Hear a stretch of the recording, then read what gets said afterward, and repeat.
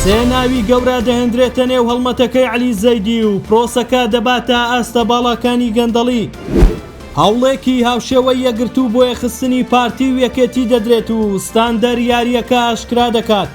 تاوتینی بەشێکی موچەخۆرانی هەرێم لە بەغدا دەست پێ دەکات و موچەکەشیان زیاد دەبێت.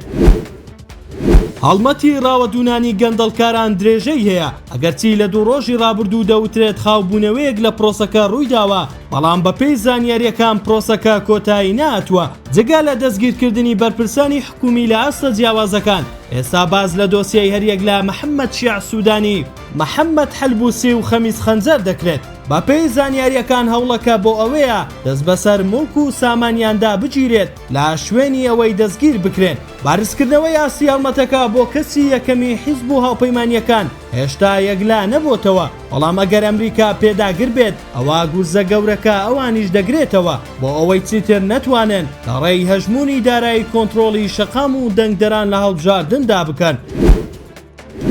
دوای ئەوەی هەوڵی یەکگرت و سەرکەوتو نەبوو لە کاراکردنەوەی پەرلەمان و پێکهێنانی حکوومەتی نوێ، ئێستا هەوڵێکی دیکە هاتۆتە ئاراوە، ئەویش ئەنجومەنە سیاسیەکەیە کە محەممەدی حاجی مەحموود پێشنیاری کردووە بڕیارە هەفتەی داهاتوو کۆبوونەوەکە بۆ ئەم مەبەستە دەست پێ بکات. بەپێی زانیاری ستاندەر ئەم هەوڵەش سەر ناگرێت، پارتی و یەکێتی تەنها بۆ کاتکوشتن پێشوازی لێ دەکەن بەبێ ئەوەی هیچ کاریگەریەکی لەسەر پێکهێنانی حکوومەتی نوێ و کاراکردنەوەی پەرلەمانی کوردستان هەبێت. بڕیاریشە سبەی یەکێتی و نەوەی نوێ ڕێکەوتنەکەیان بۆ پێکهێنانی هاوپەیمانی واژوو بکەن. بەمەش هەوڵەکانی پارتی و ڕێککەوتن لەگەڵ یەکێتی لە دەرەوەی هاوپەیمانی نەوەی نوێ بە یەکجاری کۆتایی دێت و ئەگەری ڕێکەوتن زۆر لاوازتر دەبێت.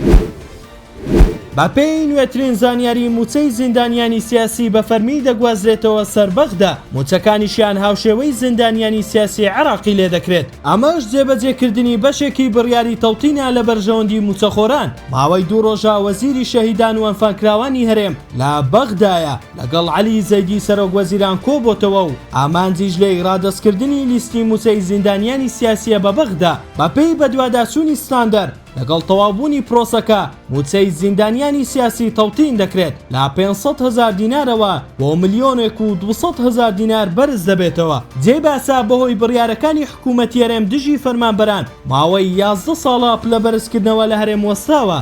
سەرڕای دەرچوونی بڕیاری تەوتین لە ساڵی 2023 لە دادگای فیدراڵی لەسەر سکاڵای ئەنجومەنی پشتیوانی تەوتین، بەڵام حکوومەتی هەرێم دژی جێبەجێکردنی وەستاوەتەوە.